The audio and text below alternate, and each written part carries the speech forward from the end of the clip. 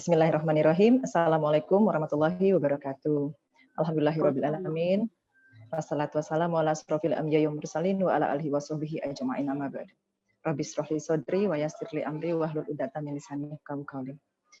Di sini saya ingin sharing dengan insyaallah dalam Insis Saturday Forum. Malam ini saya ingin berbagi tentang bagaimana kita bisa nanti di akhir acara insyaallah Allah mudahkan, Allah ridhoi, kita mampu menjawab di diri kita masing-masing pertanyaan besar tadi, yaitu apakah vaksinasi meningkatkan imunitas seseorang? Jadi di sini kita akan kupas secara komprehensif dengan pendekatan yang integratif. Jadi berbagai aspek kita akan bahas di sini bagaimana konsep imunitas seorang manusia secara kodratnya seperti apa. Di sini akan saya mempermudahnya memberikan ilustrasi dengan share screen agar nanti audiens dapat memahaminya dengan lebih baik. Jadi kita mulai saja. Bismillah.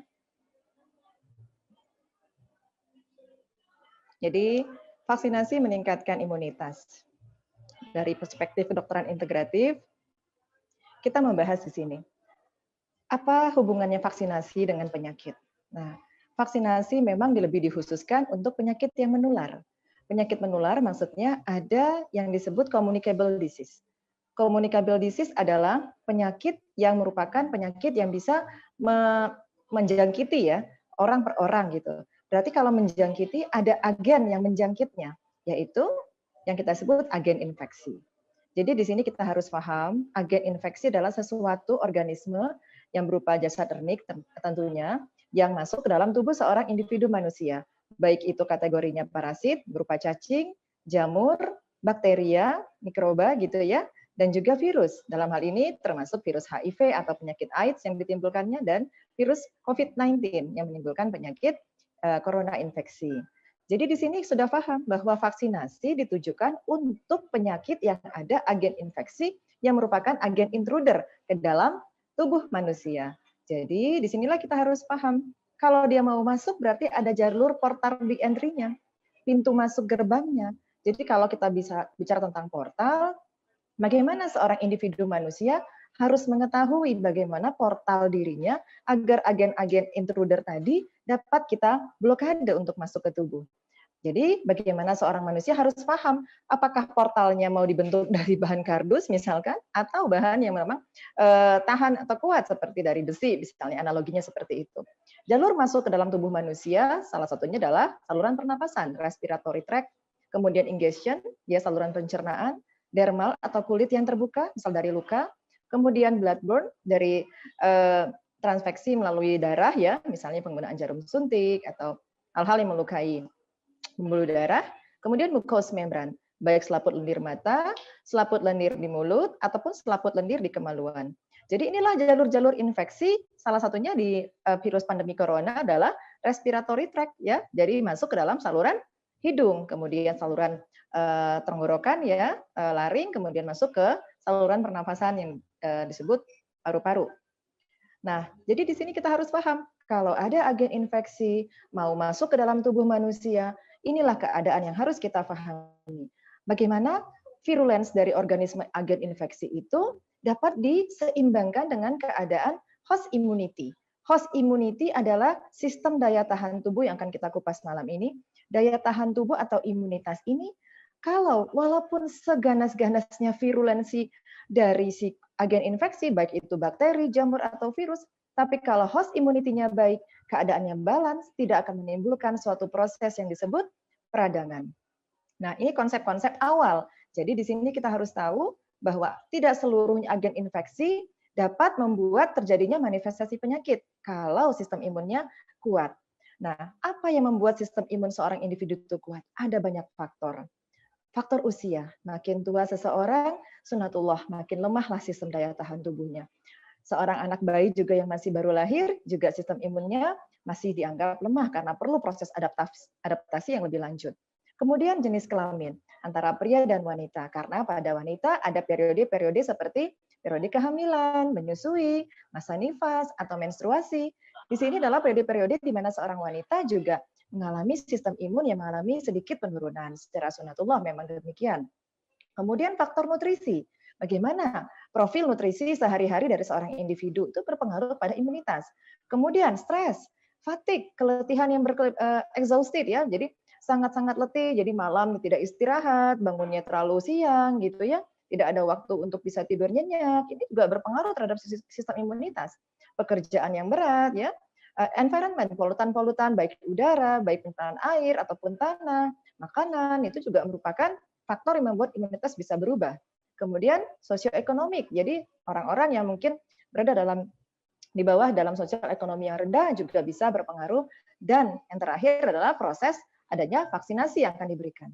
Jadi kalau kita bicara bagaimana sistem imun sebagai benteng pertahanan tubuh kita terhadap agen infeksi yang hendak masuk dalam tubuh, ada banyak faktor yang mempengaruhi imunitas seseorang. Walaupun memang salah satunya adalah vaksinasi. Namun secara integrasi disinilah saya ingin menyampaikan bahwa faktor-faktor tadi ya, dari sini ada 10, 9 faktor ini juga harus kita pahami satu persatu. Di Indonesia, pemerintah kita memang di Kementerian Kesehatan ada suatu divisi PD3I, penyakit yang dapat dicegah dengan imunisasi.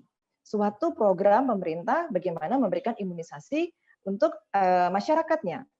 Jadi penyakit yang menular. Nah, apakah imunisasi dewasa meningkatkan imunitas dalam aspek daya tahan tubuh ya di tengah pandemi sekarang? Jadi sebelum kita memahami sistem kekebalan tubuh secara integratif, kita harus tahu dulu pengertian vaksinasi.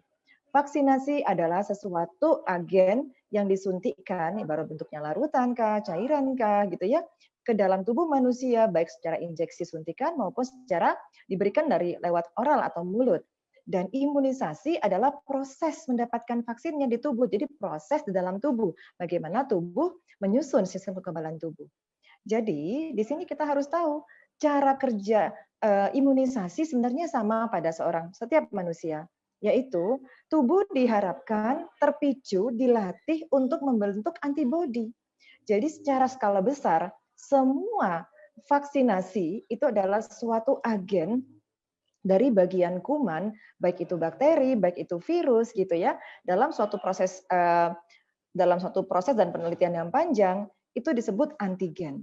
Antigen masuk ke dalam tubuh, tubuh secara sunatullah, secara kuadrati pintar untuk membuat antibodi. Jadi kalau kita analogikan dengan bahasa yang sangat sederhana, kalau kita hendak bertarung dengan misalnya atlet bela diri karate gitu ya, kita sudah pernah kenal gitu ya, tahu kuda-kuda untuk membuat dia takluk. Kita bisa menaklukkannya dengan mudah kalau kita pernah melihat atau berkenalan dengan lawan tanding kita. Sama seperti vaksinasi yang dimasukkan ke dalam tubuh, antibodi akan dilatih untuk bisa membekuk, itulah intinya secara spesifik kepada si agen infeksi yang sudah dilemahkan dalam proses yang panjang tentunya. Nah, jadi harus paham vaksin-vaksin itu bukan hanya satu jenis. Jadi ada yang vaksinnya hidup atau ada isinya merupakan bakteri atau kuman atau virusnya yang mati, ada yang cuma dilemahkan atau diambil toksinnya. Jadi kita harus paham jenis-jenis vaksin itu macam-macam tipenya. Ada virus yang hidup, dilemahkan tentunya, ada virus yang sudah mati, ada bagian dari proteinnya khusus atau dari toksoidnya. Nah, inilah yang kita harus paham kalau kita ingin tahu vaksin itu untuk dilepas kepada masyarakat, uji klinisnya sangat panjang. Uji klinis fase 1 melibatkan sekitar 100 orang barangkali. Fase 2, 1.000 orang. Fase 3, 10.000 orang. Dan bertahun-tahun. Bahkan vaksin itu ada yang sampai 40 tahun memakan waktu untuk penelitian. Karena dia harus bisa diaplikasikan kepada semua lini usia atau kategori-kategori individu, misalnya usia dewasa, usia anak, gitu ya, usia-usia orang yang memang bervariasi. Jadi di sini kita harus paham hal-hal yang penting kita ketahui dari vaksin. Sebelum kita berbicara tentang vaksin tentang COVID-19, kita harus tahu apa tipe vaksin tersebut. Vaksin COVID-19 ada variannya saat ini, ada virus yang dilemahkan, ada virus yang barangkali bagian proteinnya saja, gitu ya. Kemudian bagaimana cara kerja pemberiannya? Disuntikkah atau diberikan secara oral atau diminum? Dan cara penyuntikannya, apakah di intrakutan, di bagian kulit permukaan, apakah di subkutis jaringan lemak, ataukah di intramuskular, di bagian dalam otot, ini juga kita harus tahu. Karena ini nanti ada efek-efek samping dalam kejadian ikutan pasca imunisasi. Dan kemudian apa isi dari vaksin itu? Kita juga harus tahu. Dan kita harus mulai siaga dan alert apa kontraindikasi dari vaksinasi yang mungkin menimbulkan resiko tambahan.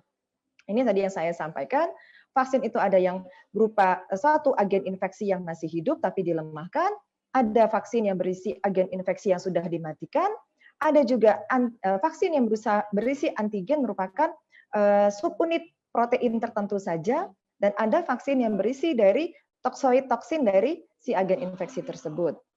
Ini contohnya di Indonesia kita mengenal vaksin BCG merupakan vaksin yang masih ada bakterinya. Ya, kemudian vaksin virus, campak, penyakit rubella, influenza, gitu ya, penyakit demam kuning, ini juga merupakan vaksin terbuat dari virus yang dilemahkan. Dan vaksin yang sudah dimatikan, contohnya vaksin tetanus, gitu ya, pasien vaksin hepatitis gitu ya, vaksin meningitis ya, dan termasuk ini vaksin yang tidak dilemahkan, vaksin kanker serviks, vaksin dari COVID-19 merupakan virus yang sudah dimatikan, inaktivasi.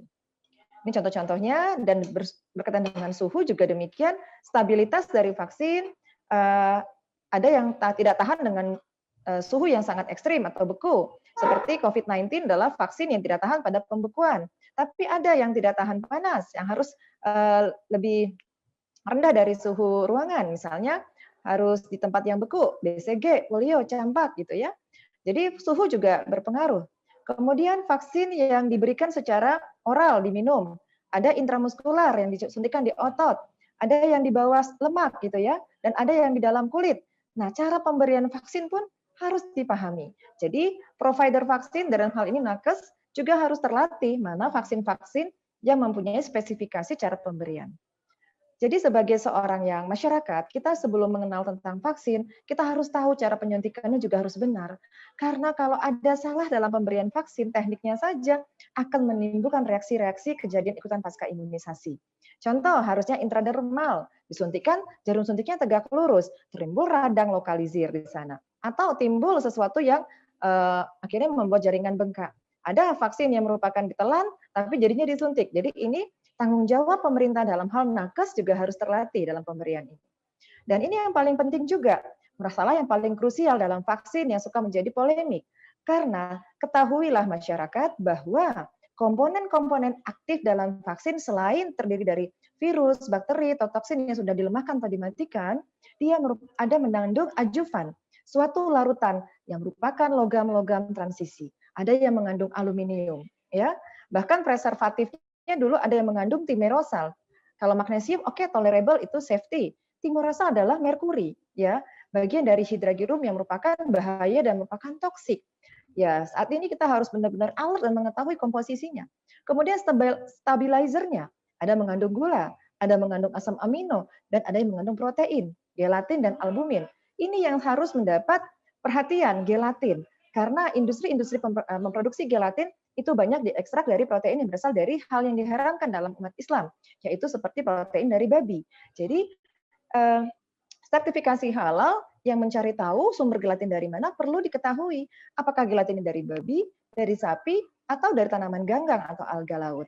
Jadi ini merupakan kita harus tahu sebagai klien yang akan menerima vaksin, harus cari tahu apa bahan yang menyusun komponen yang merupakan bahan vaksin tersebut. Kemudian vaksin juga mengandung antibiotik. Ada orang yang barangkali alergi dengan antibiotik tertentu, ini juga harus diwaspadai. Kemudian vaksin juga mengandung pengawet, formaldehid, formalin. Komponen-komponen inilah yang harus diketahui. Kalau kita sebagai masyarakat yang tidak tahu apa-apa, kita harus lebih teragitasi untuk bertanya, apa isi komponen vaksin ini? Apakah sudah ada sertifikasi halalnya? Bagaimana gelatin sumbernya? Apa bahan preservatifnya? Apakah mengandung timorosal? Apakah mengandung aluminium? Ya, ini semua kita harus secara aktif harus tercerahkan untuk mengetahui konten dari vaksin. Dan di sini kita harus tahu ada kontraindikasi vaksin.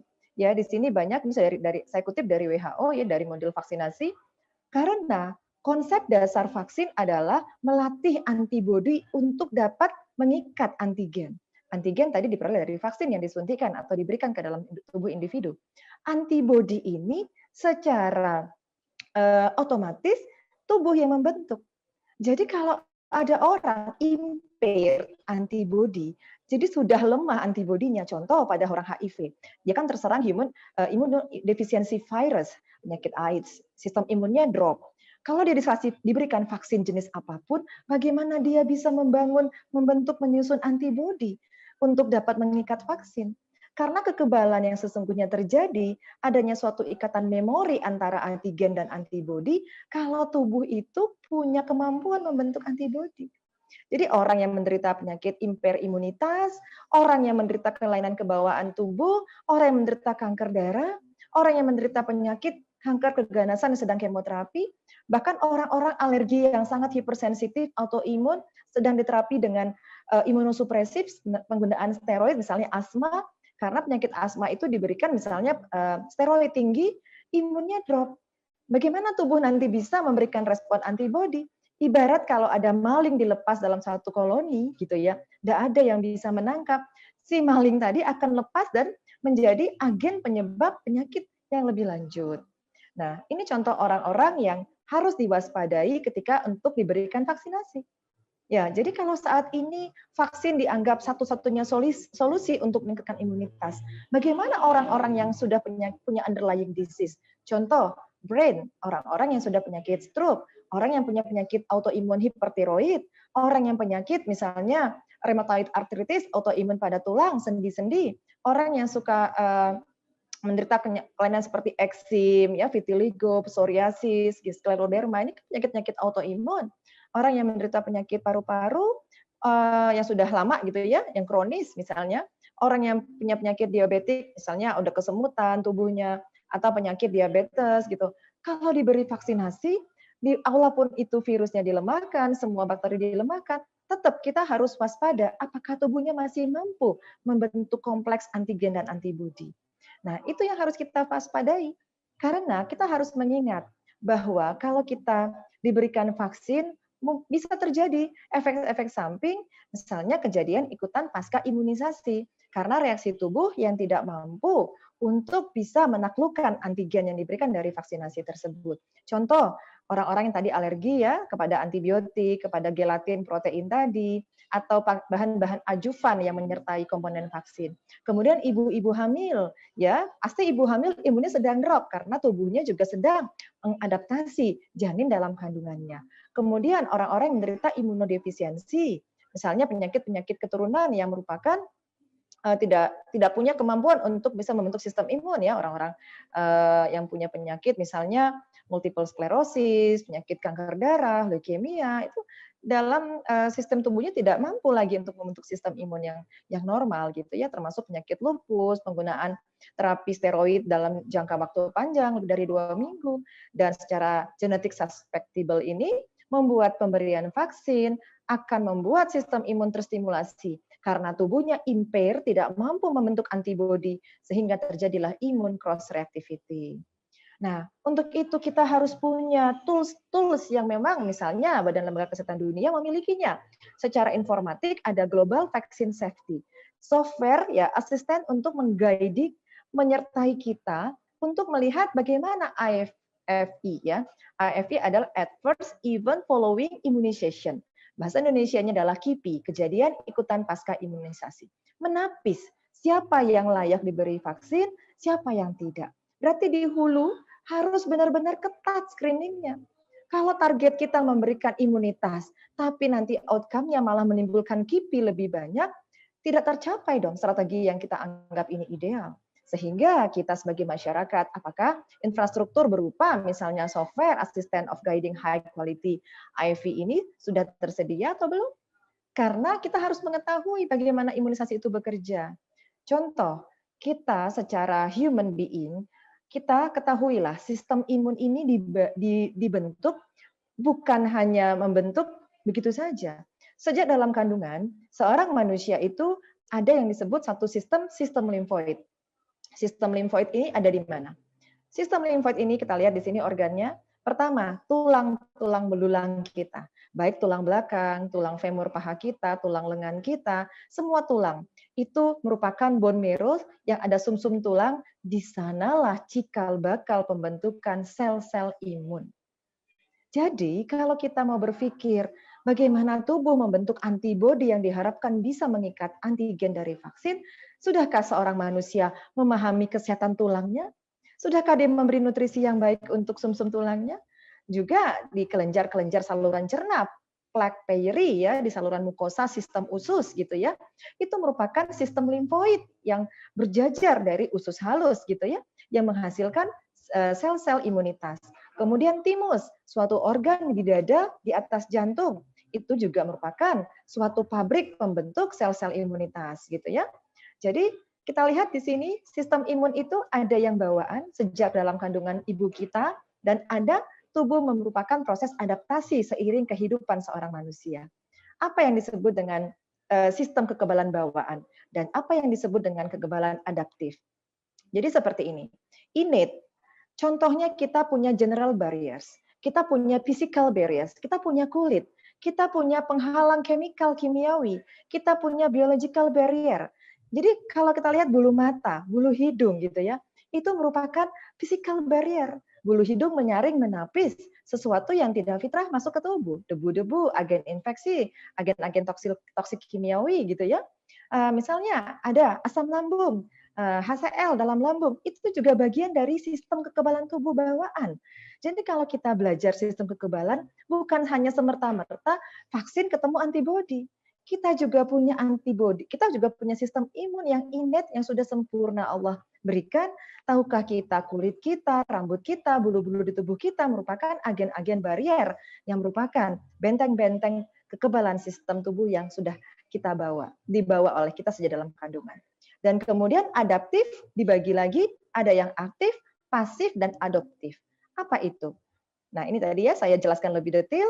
Innate immunity adalah Allah yang menciptakan manusia sebagai manusia sebaik-baik bentuk. Begitu banyak agen physically, kimiawi, dan juga tadi yang sebelumnya ya, chemical ya, diberikan kepada manusia gitu ya untuk sebagai kekebalan bawaan. Contoh, apa-apa saja yang membuat kekebalan tubuh ini kuat? Nutrition, faktor nutrisi, faktor-faktor usia, gen bawaan kita, ras juga bisa berpengaruh. Kemudian indirect faktor, bagaimana personal hygiene kita, kebersihan tubuh gitu ya. Atau bersih sekali sehingga kita musnah gitu, kuman-kuman baik yang merupakan melemahkan daya tahan tubuh juga. Dan bagaimana pola-pola hidup kita. Kemudian innate immunity bawaan, bagaimana kulit kita, bagaimana saluran nafas kita, saluran pencernaan kita. Bagaimana sistem biological factor termasuk sel-sel yang memfagosit atau melahap kuman-kuman yang merupakan agen infeksi. Termasuk di sini enzim-enzim ini adalah bagian dari sistem imun bawaan ya. Nah, sedangkan adaptif adalah kekebalan yang didapat dari respon imun ketika tubuh dipapar antigen. Antigen salah satunya adalah tadi pemberian vaksinasi. Respon imun adaptif inilah yang yang akan dicoba untuk menonaktifkan, membekuk gitu ya lawan tanding kita. Karena dia sudah membaca gerak-gerik antigen yang sudah disuntikan, antibodi di-teaching gitu ya, diajarin untuk bisa menaklukkan antigen atau bagian dari vaksin yang bagian dari virus yang sudah dilemahkan.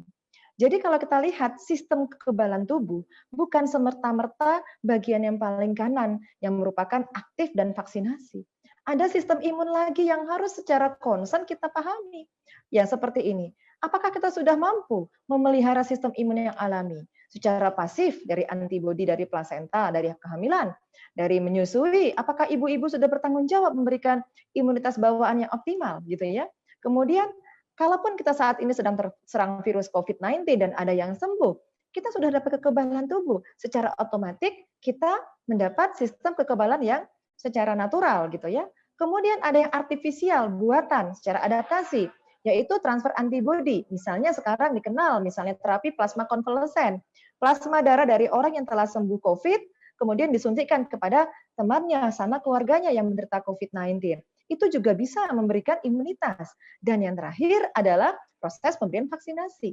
Jadi kalau hanya digadang saja vaksin memberi imunitas terhadap vaksin, sangat sedikit sekali bagian yang membuat tubuh itu untuk di-enhance gitu ya, untuk didukung untuk bisa kebal gitu. Nah, jadi di sini tadi ya, saya lihat ini saya coba share yang saya bold, vaksin yang digunakan untuk mencegah penyakit yang disebabkan oleh agen infeksi patogen itu mengandung satu atau lebih antigen yang diisolasi dari patogen tersebut. Ini sebagai bentuk untuk dapat membentuk satu proses antibodi oleh sel B dan sel T. Sel B dan sel T inilah yang dibentuk di dalam sumsum tulang dan dibantu oleh sel-sel darah putih setiap manusia. Konsep berpikirnya adalah kalau dimasukkan vaksin, tapi seempunya badan gagal membentuk sel darah, gagal mempertahankan kesehatan sumsum tulang. Bagaimana vaksin bisa dibentuk, diikat gitu, membentuk kompleks antigen dan antibodi gitu. Jadi ini yang harus saya sharing gitu. Antibodi adalah sesuatu yang merupakan dibentuk oleh tubuh ya. Ini seperti Y-shape ini ya, dia beredar di seluruh pembuluh darah dan kelenjar getah bening ronda dari ujung kaki dan ujung rambut, dan kalau dia sudah kenal, dia langsung bisa mengikat. Ini konsep kerjanya, yang merupakan bagian dari adaptif. Nah, di sini harus paham bahwa semua vaksin tadi mengandung antigen, dan ini membantu untuk tubuh membentuk respon pembentukan antibodi. Namun dalam kondisi tertentu, di lapangan, ada yang bisa menimbulkan kejadian ikutan pasca imunisasi, KIPI. KIPI tadi barangkali tadi ada alergi terhadap adjuvan isi antibiotiknya, alergi terhadap logam yang menyertainya, alergi terhadap bahan pengawetnya, alergi terhadap antibiotiknya, alergi dengan protein di dalam vaksin tersebut. Itu yang merupakan suatu pertimbangan seorang individu ketika hendak divaksin. Jadi di sini kita harus benar-benar badan POM gitu ya, harus bisa menyertai bagaimana syarat-syarat keamanan vaksin ini sebelum dilepas kepada masyarakat, gitu ya. Termasuk tadi, misalnya di Majelis Ulama Indonesia mengetahui dari mana asal gelatin yang menyertai adjuvan dari vaksin tersebut, gitu. Jadi kita harus benar-benar paham, gitu kan? Karena tadi bukan satu-satu jalan ke Roma, gitu. Ada banyak aspek yang membuat proses imunitas di tubuh agar bisa meningkatkan daya tahan tubuh, gitu ya. Nah, contohnya begini. Adverse event following immunization atau bahasa Indonesianya KIPI, kejadian ikutan pasca imunisasi, adalah kejadian yang berhubungan dengan proses imunisasi. Baik reaksi terhadap vaksinnya, baik reaksi efek samping, toksisitasnya, reaksi imun yang berlebihan, ataupun alergi terhadap obat dalam antibiotik dalam kandungan vaksin tersebut. Apakah karena koinsidensi penyakit bawaan yang kurang ditapis di screening di hulu, atau ada penyebab-penyebab reaksi suntikan, barangkali salah proses penyuntikan, atau vaksinnya salah penyimpanan dalam suhu yang sudah harusnya tadi yang tahan panas jadi tahan dingin gitu ya. Jadi luar biasa integratif pemahaman ini dari hulu sampai hilir, begitu banyak stakeholder institusi yang berperan dalam hal menjaga supply chain yang harus tetap terjaga dengan baik. Nah, ini yang diwaspadai, efek farmakologi, efek samping, interaksi obat, intoleransi, reaksi alergi gitu ya. Jadi perlu dipahami karakteristik jenis dari kejadian ikutan pasca imunisasi. Ini saya kutip dari WHO, apa yang bisa ditimbulkan dari pasca pemberian imunisasi. Pertama, reaksi terkait produk vaksin. Kemudian reaksi terkait cacat mutu vaksin tersebut. Ini di underlying ya, quality dari vaksin tersebut. Kemudian reaksi terkait kekeliruan prosedur pemberian imunisasinya. Tadi sudah diketahui ya, pemberian injeksinya apakah tadi di kulit, di jaringan lemak, di otot juga harus benar-benar itu. Secara riset benar-benar harus sudah uji fase ketiga. Kemudian orang yang mau disuntik juga harus sudah ditapis, jangan punya reaksi kecemasan. Karena kalau sampai menyebabkan respon ketakutan dan bisa membuat neurogenic stres atau vagal refleks, ini bisa sinkop, bisa pingsan, bisa fainting, bisa wah udah jadi mau disuntik tapi sudah menjadi membuat komplikasi sehingga si pasien tersebut misalnya jadi dibawa ke unit gawat darurat gara-gara tadi shock karena cemas gitu ya, dan sudah harus tadi mampu menapis kejadian koinsiden atau penyakit-penyakit underlying yang dimiliki seseorang. Sudah tahu di screening berapa kadar gula darahnya, bagaimana keadaan tiroidnya, bagaimana keadaan alerginya, apakah punya riwayat asma, apakah saat ini sedang pemberian obat yang jangka panjang. Luar biasa screening di hulu agar jangan sampai nanti untuk diberi vaksin, antibodi yang dibentuk di tubuh tidak berhasil untuk dibentuk secara otomatis oleh tubuh. Ini tadi ya secara garis besar 5 poin tadi. Nah, jadi ini tadi kita mulai waspada antigennya, apakah vaksin itu virus yang dilemahkan, apakah virus yang mati atau toksin yang sudah tidak aktif, bagaimana kandungan stabilizernya, mengandung magnesium, mengandung aluminium, mengandung antibiotiknya seperti apa, mengandung pengawetnya seperti apa. Jadi ini harus kita ketahui. Termasuk tadi protein yang dikandungnya, gelatin dari mana berasal, gitu ya.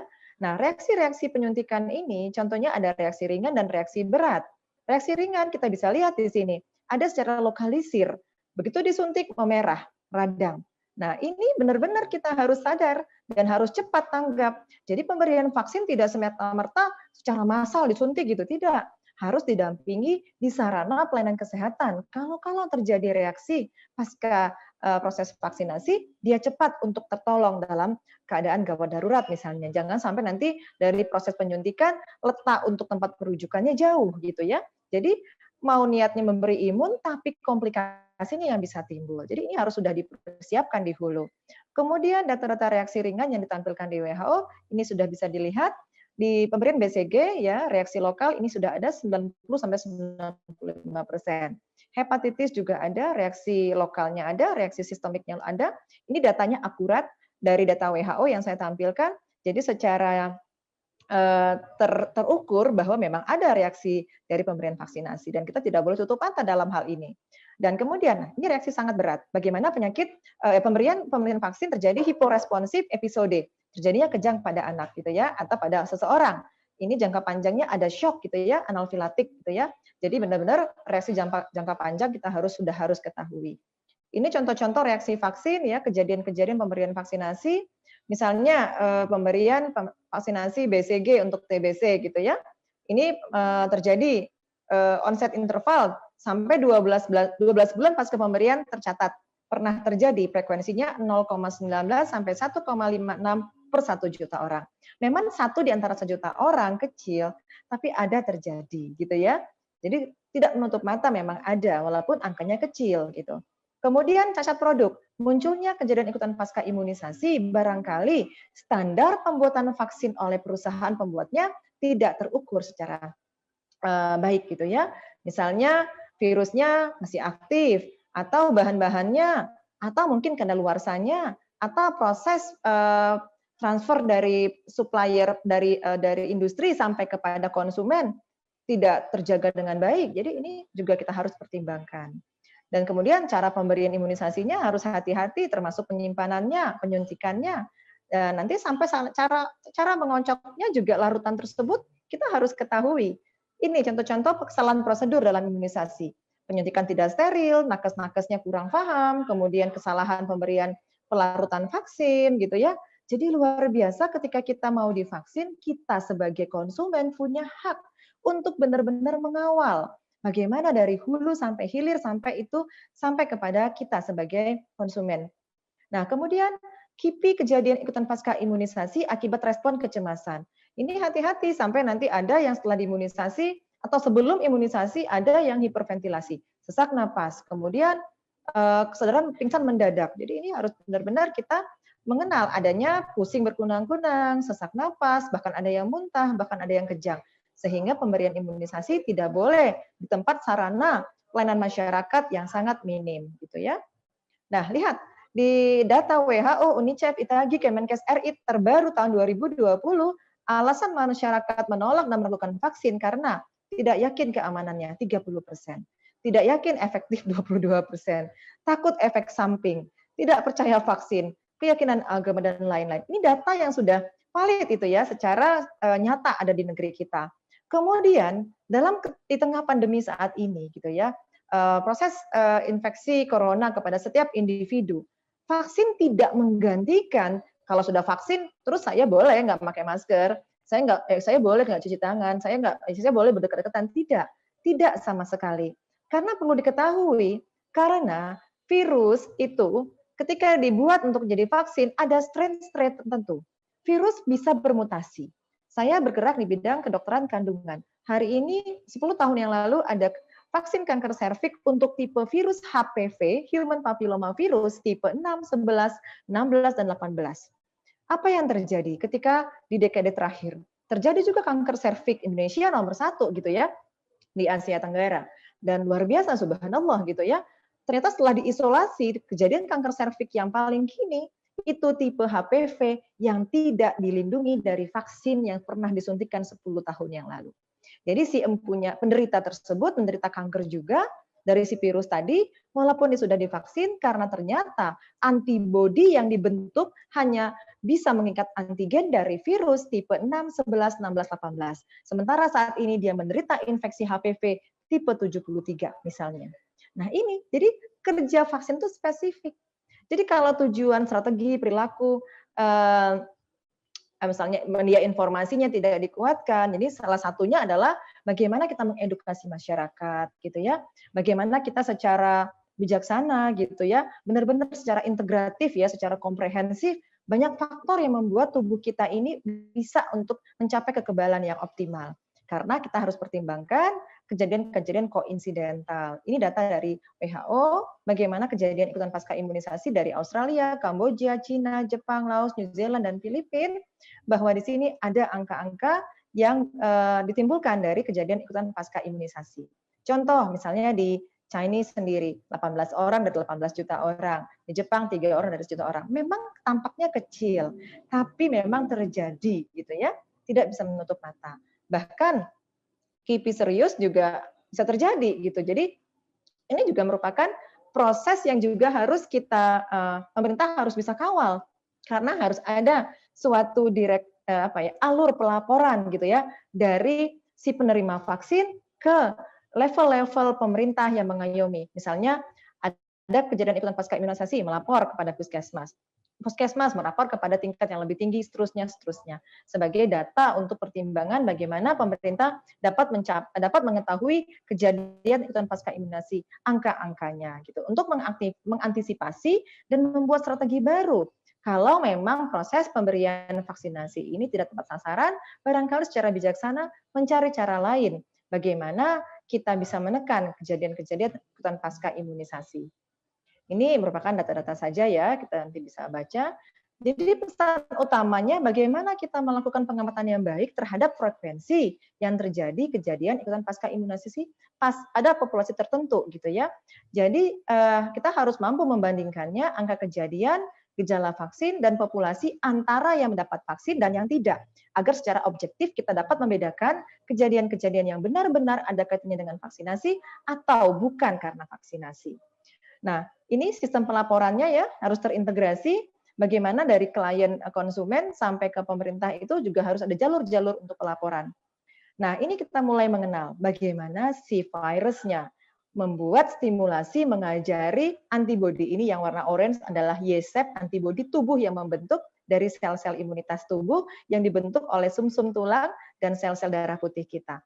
Lihat virusnya dibekuk ya, dipegang gitu ya, jadi dicengkram supaya tidak bisa masuk ke dalam sel tubuh kita, masuk ke dalam saluran nafas. Ini konsep besar dari vaksin.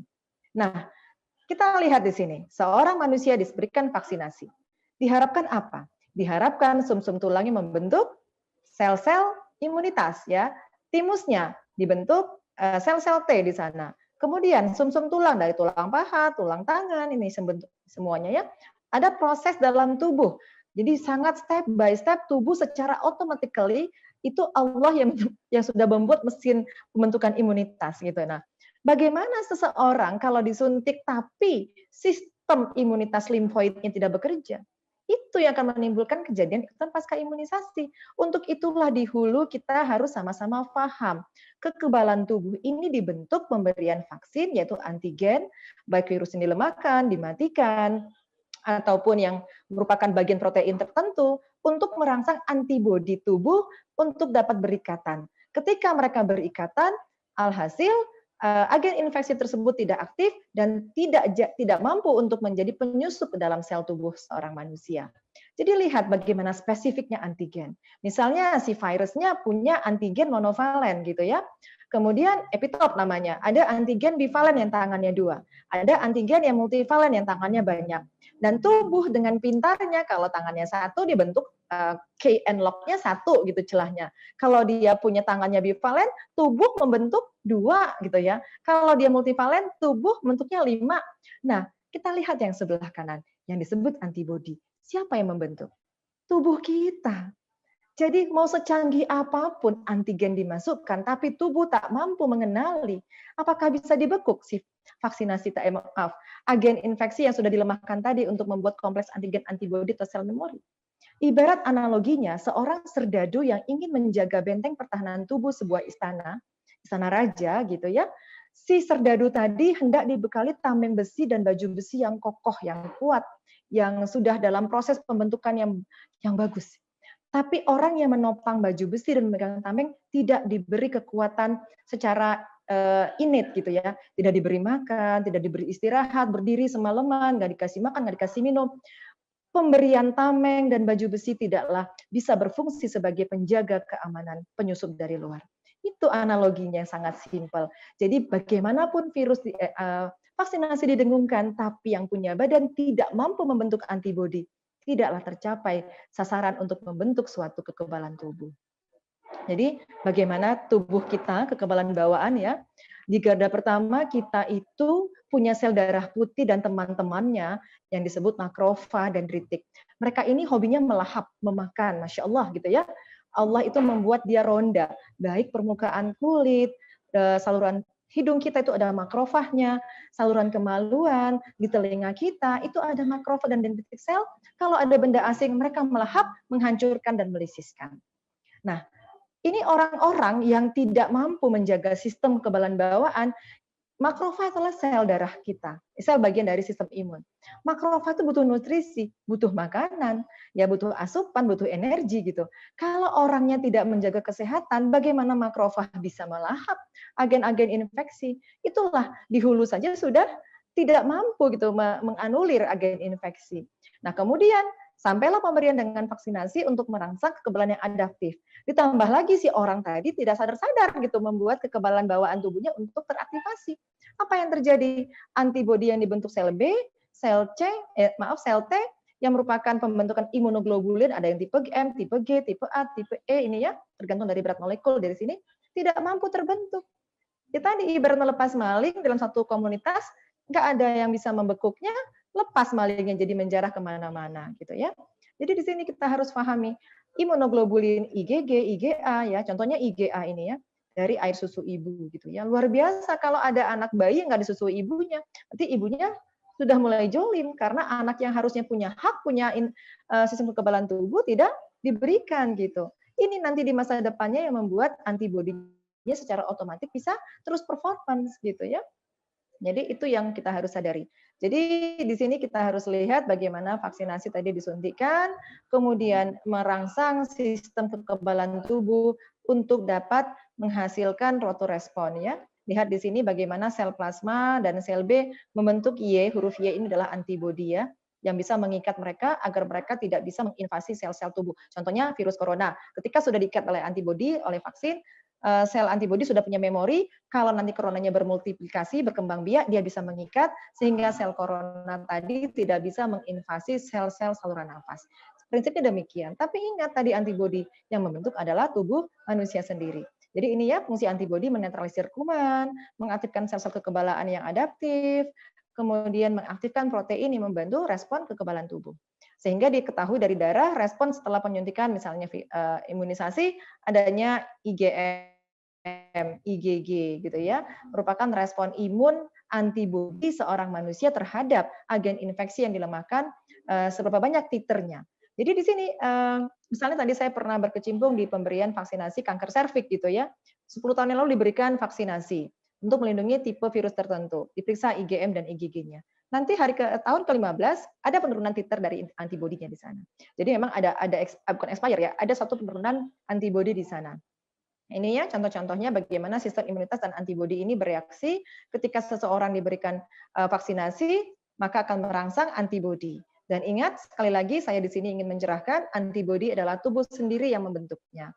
Nah, jadi kalau kita lihat di sini, aktif immunity dari kita mendapat infeksi dan sembuh recovery sendiri, kita mendapat kekebalan secara otomatis ya. Dan pemberian vaksinasi juga bisa. Kemudian pasif dari air susu ibu dan pemberian misalnya pemberian suntikan plasma konvalesen. Contoh, vaksin dalam COVID-19 jangan dianggap hanya satu vaksin COVID yang sedang diterima di Indonesia. Ada vaksin pasif yang sekarang sudah kita tahu gitu. COVID-19 punya vaksin pasif. Apa itu vaksin pasif? Vaksin pasif adalah bagaimana respon imun adaptif dengan pemberian terapi plasma. Darah dari pasien-pasien yang sembuh dari corona itu sangat berharga. Jadi bagaimana ukhuwah silaturahim dan sedekah dari seorang darah yang mengandung antibodi yang sudah dibentuk secara automatically dapat didonorkan kepada sahabat sanak keluarga yang mungkin saat ini terkena infeksi virus COVID-19. Dan di sini resmi di pemerintah sudah ada surat keputusan Menteri Kesehatan tahun 2020, 8 September, sudah dilakukan uji klinis terapi plasma konvalesen untuk sebagai vaksin pasif COVID-19.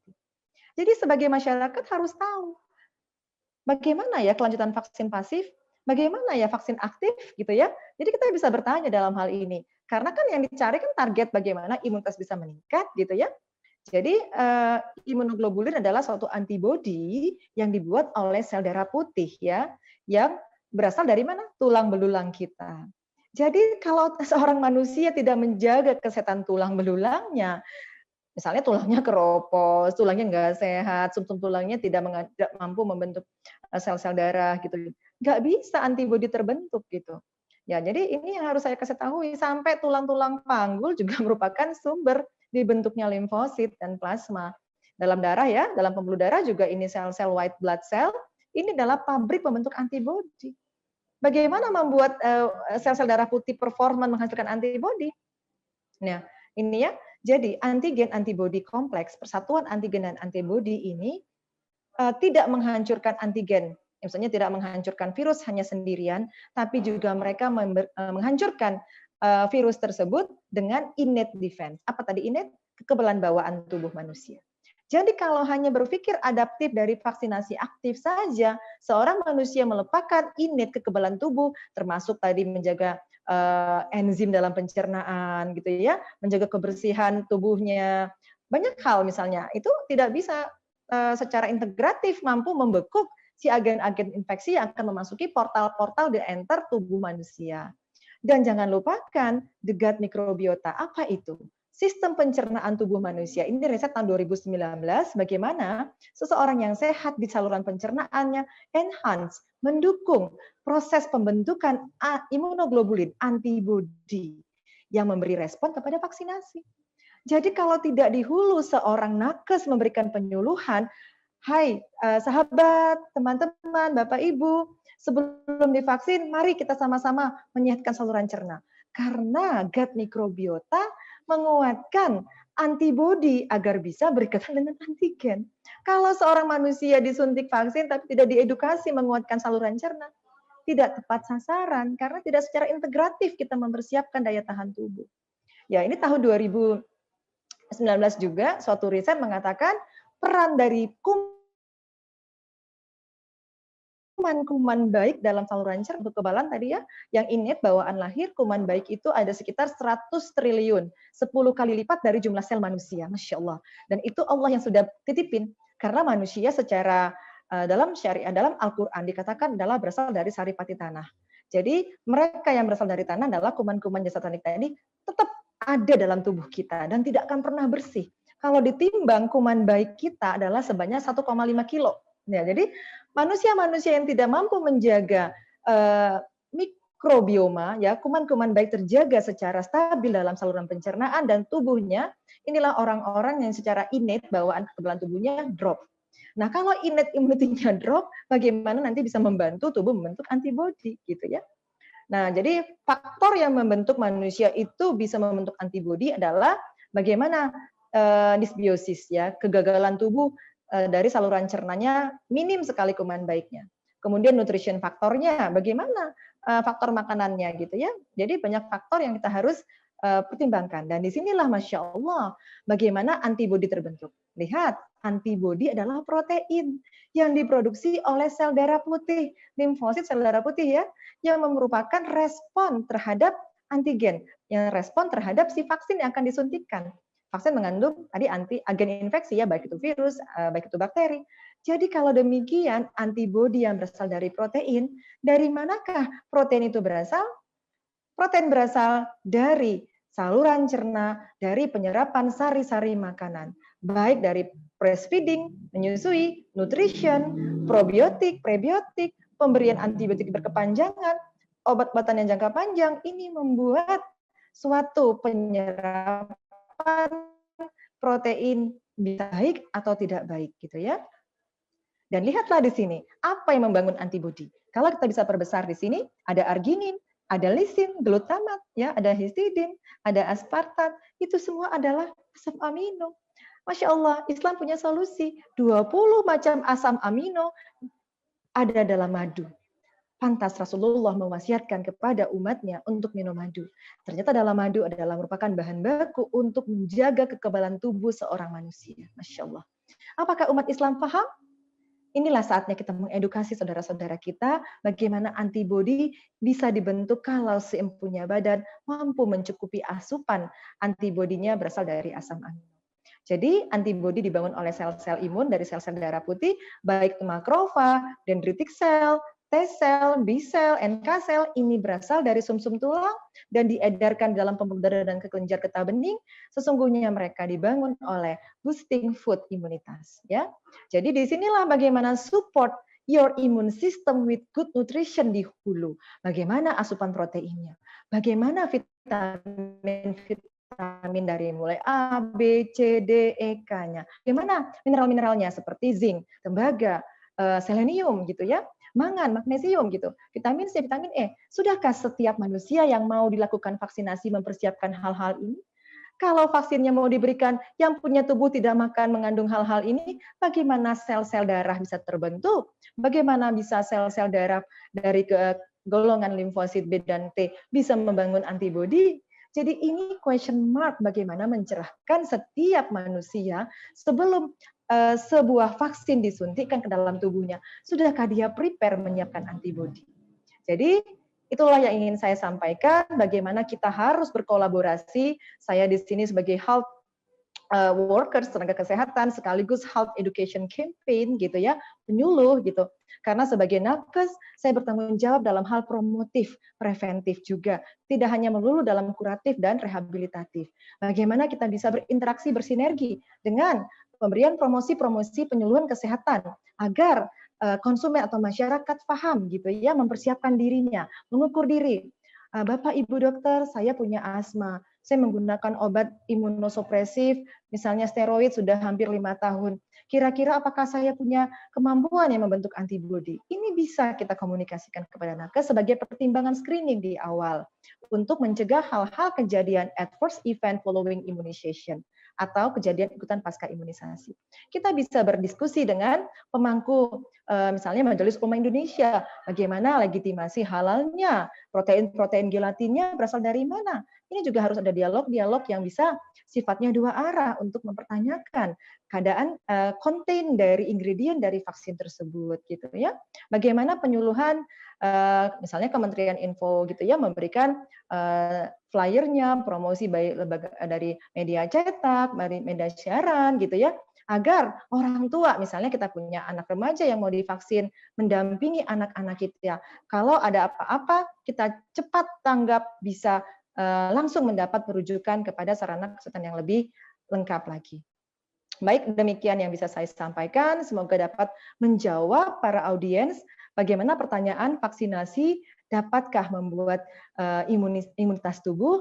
Jawabannya tidak satu-satunya. Ada banyak hal yang integratif yang menjadi pertimbangan seorang individu masyarakat agar dia dapat tercegah dari kejadian adverse event following immunization atau kejadian ikutan pasca imunisasi. Baiklah, yang sempurna datang dari Allah, segala kekurangan dan kekhilafan berasal dari saya. Wabillahi taufik wal hidayah. Assalamualaikum warahmatullahi wabarakatuh.